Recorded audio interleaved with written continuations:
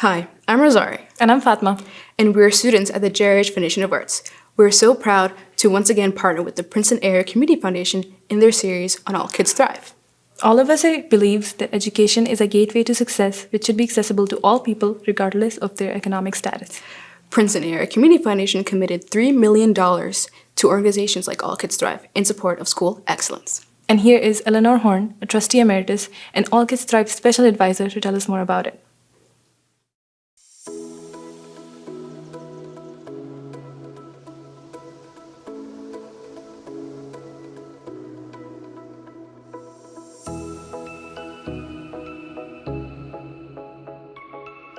We have learned so much from All Kids Thrive.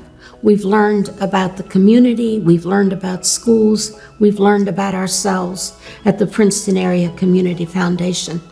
Let's start with the schools. We've learned how difficult it is for community organizations to work with the schools. We understand that.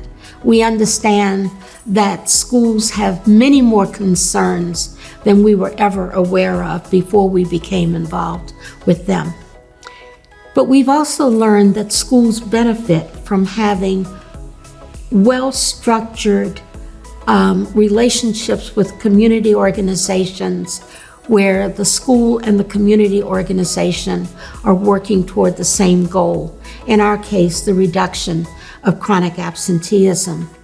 The community organization can be a very effective bridge between parents and schools.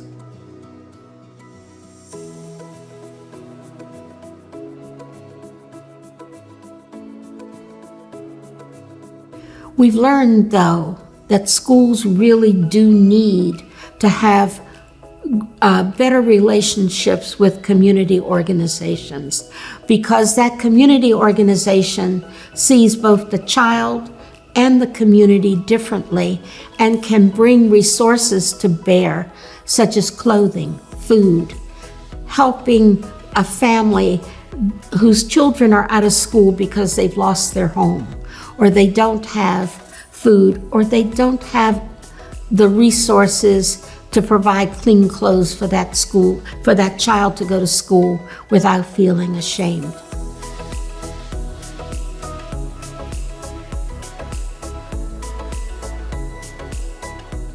We have learned to be flexible, and I'll give you an example of that.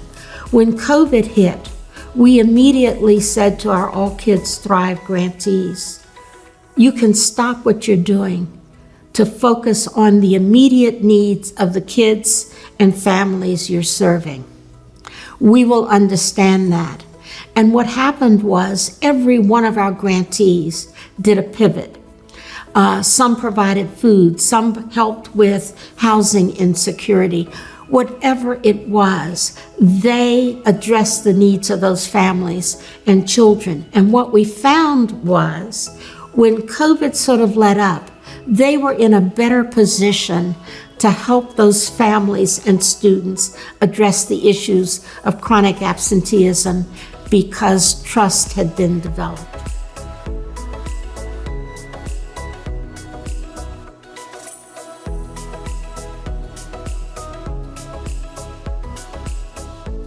But we have also learned how important it is for the Community Foundation to have relationships with a variety of care providers in our community. Our relationship with superintendents has been incredible. They now come to us asking our advice on issues such as funding programs or partnerships, what have you. We can talk to them in very different ways because we know them. We know our superintendents as people. We know them as educators, but most of all, we realize that in the end, we have the same goal.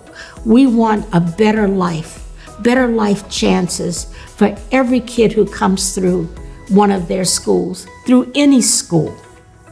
And as long as we realize that we have that ultimate common purpose, we can find ways of working together. That's the easy part. But realizing that we have that common goal, that has been one of the best benefits of All Kids Thrive.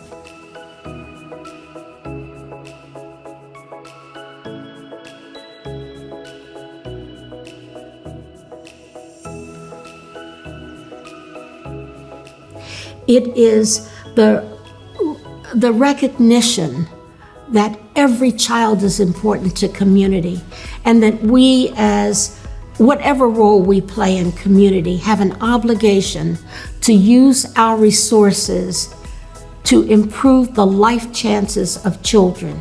And through All Kids Thrive, it's making sure that they go to school consistently, that they feel a part of the school, so that they can take advantage of all that schools have to offer to get them on the pathway of a successful adulthood. You know, that's what makes All Kids Thrive so special to me. The fact that we are helping children realize their full potential, and we're doing it as a community.